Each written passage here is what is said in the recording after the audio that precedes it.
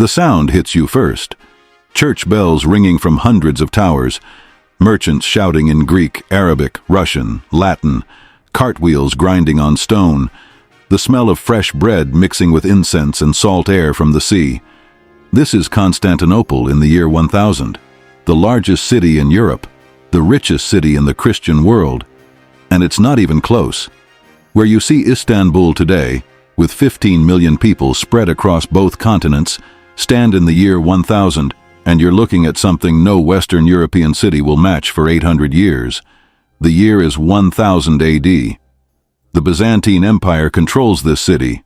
Emperor Basil II sits on the throne. They call him Bulgar Slayer. He's winning wars, expanding borders, filling the treasury with gold. Constantinople is the capital of an empire that still calls itself Rome. These people are Romans. They speak Greek, not Latin. But they're the direct continuation of the Roman Empire that never fell in the East. 400,000 people live here. London, 15,000. Paris, maybe 20,000. Rome itself, the old capital, 30,000 people living in ruins that once held 1 million. Walk through any Western European city in the year 1000, and you're walking through what is basically a large village. Walk through Constantinople, and you're in a city that wouldn't look out of place in the Roman Empire at its height. The reason is simple: this city never fell. While Western Rome collapsed into warlords and villages, Constantinople kept the roads paved, the aqueducts flowing, the libraries open.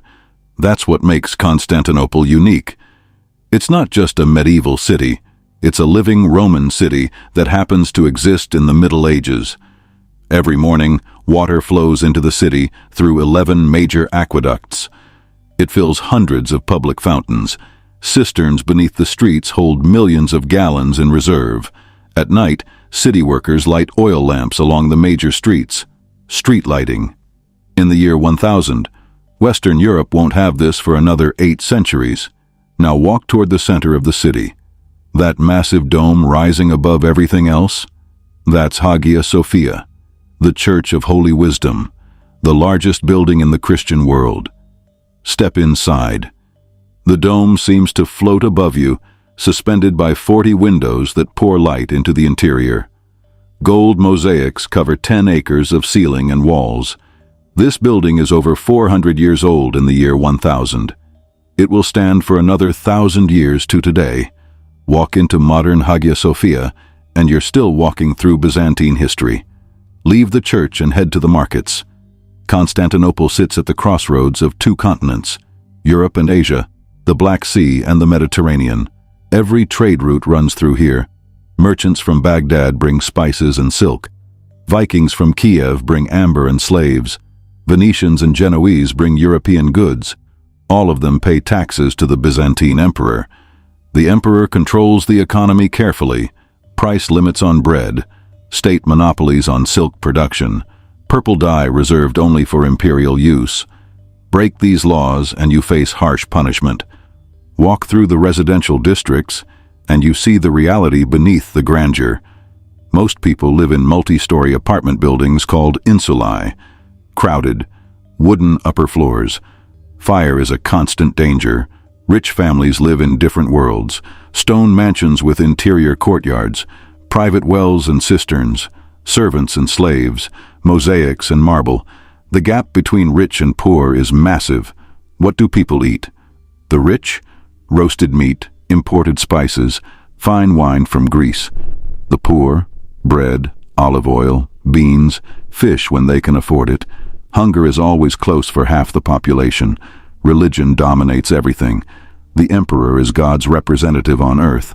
Bishops hold political power. Monasteries own huge amounts of land. Being Orthodox Christian isn't just faith, it's citizenship. Head to the Hippodrome on race day.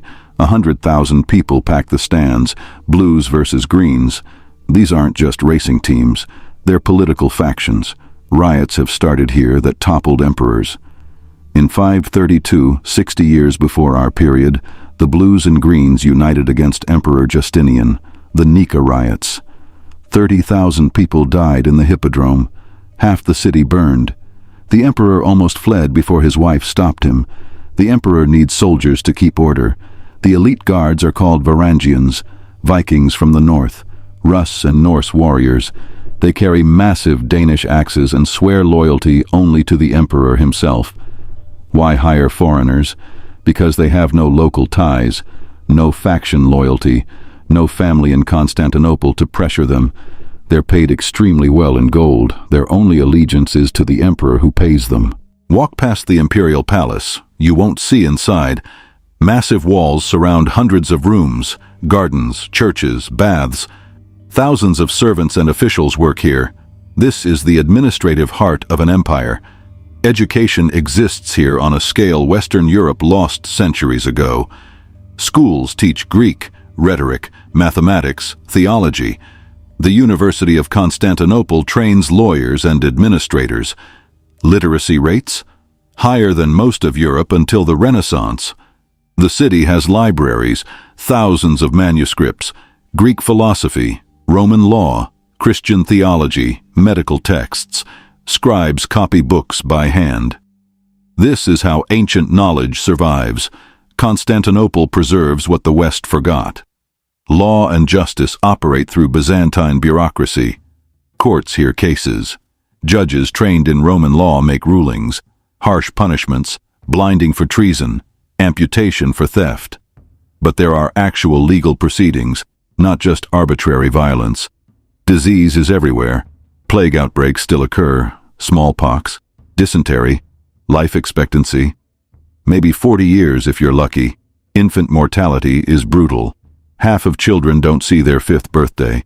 Stand in modern Istanbul's Sultanahmet Square today, and you're standing on Byzantine bones, literally.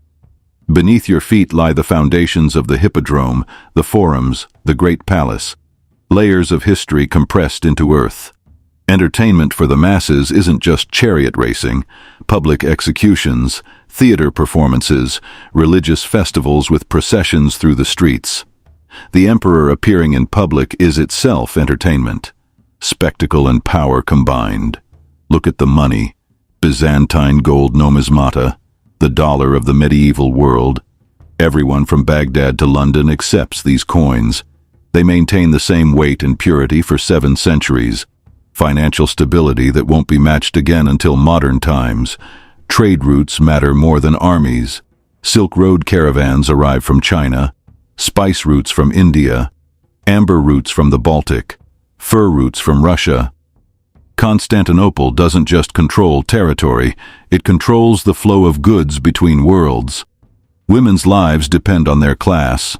Aristocratic women can own property, inherit wealth, influence politics from behind the scenes. Poor women work. Textile factories, markets, farms. Empresses have co-ruled with emperors. But legal rights are limited for all women. Walk the neighborhoods at night. It's darker than you imagine. No street lamps in residential areas. People carry oil lamps or torches. Crime happens. Muggers, burglaries. Guards patrol, but they can't be everywhere. Slavery is part of the economy. War captives, debtors who sold themselves, children sold by desperate parents. Slaves work in houses, shops, farms, imperial workshops. It's brutal. It's accepted. It's how this world functions. Now walk to the western edge of the city. The walls, the Theodosian Walls. 3 lines of fortification. Moats. Towers every 60 meters. 12 kilometers of defenses. These walls will save Constantinople from sieges for centuries. These defenses aren't theoretical. Arab armies have besieged this city twice in recent memory. In 674 and again in 717. Both times, the walls held. Byzantine fire ships destroyed Arab fleets. Greek fire burned on the water. The empire survived. Stand by these walls today, and you're touching the same stones that turned back armies for 1,000 years. Parts of the walls still stand, most impressive medieval fortification that still exists, history you can walk along. Return to the city center, smell the streets, bread baking, incense from churches, human waste, animal dung, smoke from cooking fires. Medieval cities assault the nose. Sanitation exists, but it's basic compared to what we know. Sound shapes the city, church bells marking hours, market vendors shouting, metalworkers hammering, animals everywhere, chickens, pigs, horses, dogs, street musicians, beggars calling for alms. It's loud in ways modern cities aren't.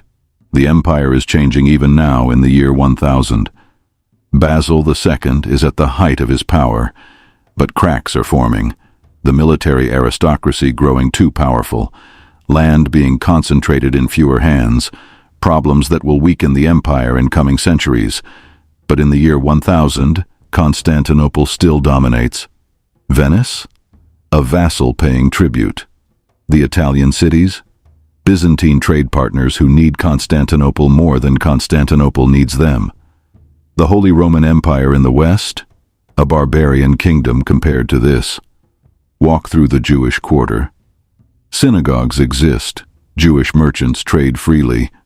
There's discrimination, certainly. Special taxes, restrictions on some professions.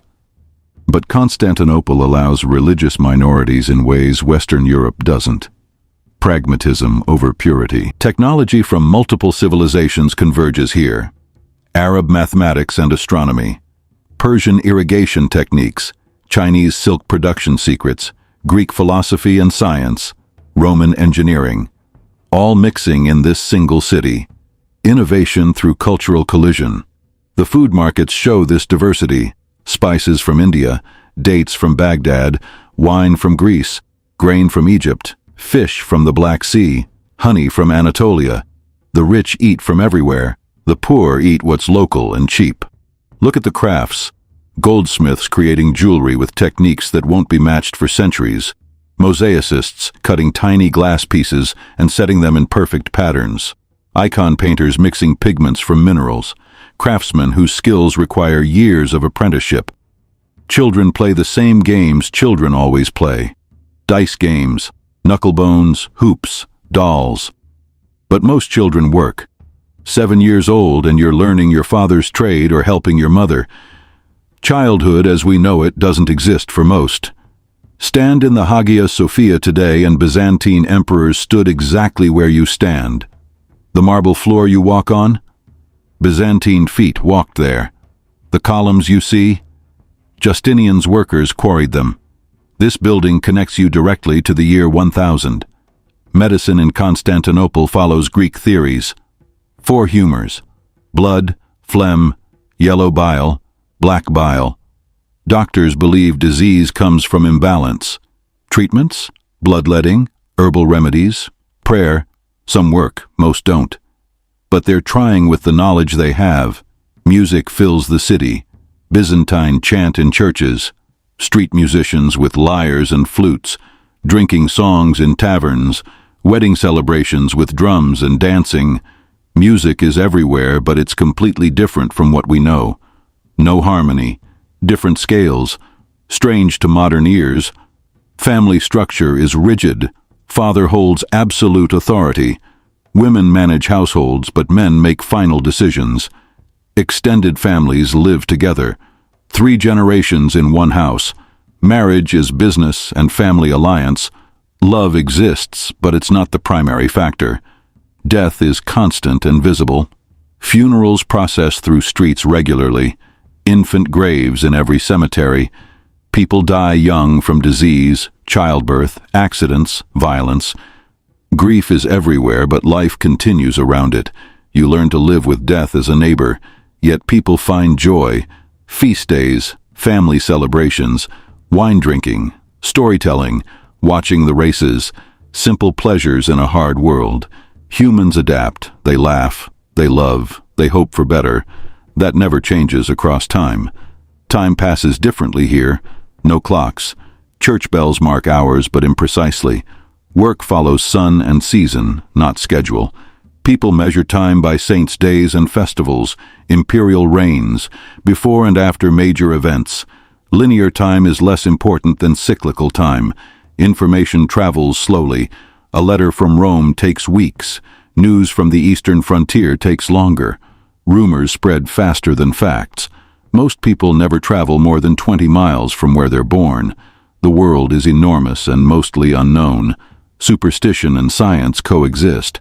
Scholars study mathematics while wearing amulets against evil eye. Doctors diagnose humoral imbalances and also recommend prayers to saints. Eclipses cause panic despite astronomers who can predict them. Rational and magical thinking mix without contradiction. Social mobility exists, but it's limited. A talented merchant can become wealthy. A brilliant scholar can advise the emperor. A successful general can marry into aristocracy. But a peasant stays a peasant. Birth determines most destinies. Exceptions prove the rule. The year 1000 is both peak and beginning of decline. Constantinople will remain the largest Christian city for centuries. But future challenges are coming.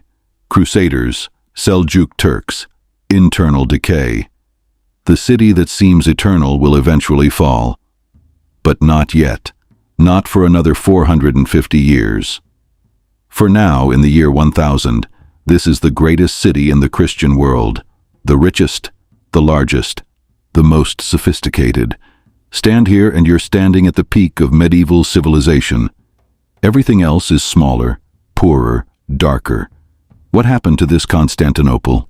Time, wars, the Fourth Crusade in 1204 when Christian crusaders sacked the Christian capital. Centuries of slow decline, Ottoman conquest in 1453.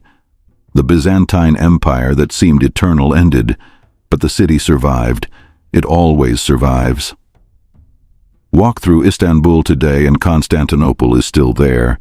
In the walls, in Hagia Sophia, in the street patterns, in the underground cisterns, the Byzantine city is buried under the modern one, two cities occupying the same space, past and present layered like geological strata. What can the year 1000 teach us?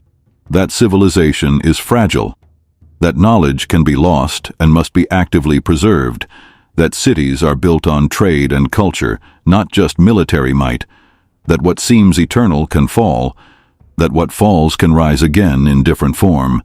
Constantinople in 1000 AD shows us a path not taken. What if Western Europe had maintained Roman infrastructure, kept cities functioning, preserved literacy and learning? This is that alternate history, not fantasy, reality, just in the East instead of West. The people of Constantinople in 1000 didn't know they were living in history. They were just living, working, loving, struggling, hoping for better days. Same as people everywhere, in every time. The details change. Human nature doesn't. Stand in Constantinople at sunrise, year 1000. The call to morning prayer echoes from hundreds of churches. The city wakes. Bakers light ovens. Fishermen return with catches. Another day in the greatest city on earth. They don't know it won't last forever. Nothing does. But it did last. Not the empire. The city. Istanbul today has 3 times Constantinople's population. Modern. Vibrant. Still sitting at the crossroads of continents. Still a bridge between worlds. The form changed. The function remains. One last journey. From the modern city back to the year 1000. Watch 1,000 years compress. Buildings rise and fall. Empires come and go. But the basic pattern remains. People gathering, trading, building, living on this peninsula between 2 seas. Constantinople in 1000 AD, 400,000 people, running water, street lighting, international trade, libraries, hospitals, courts, infrastructure. Western Europe won't match for 800 years. This was real. This happened. History that challenges what we think we know about the medieval world. What survives from that world? Buildings, walls, aqueducts, underground cisterns, manuscripts in libraries, archaeological layers beneath modern streets, but also ideas, legal concepts, artistic traditions, religious practices. The year 1000 echoes into today. If this journey through Constantinople fascinated you, let us know which city you want to see next. Rome in 150 AD, Paris in 1200, Venice at its peak. Leave your vote in the comments. Give us a like if you enjoyed this. Subscribe for more journeys into the past.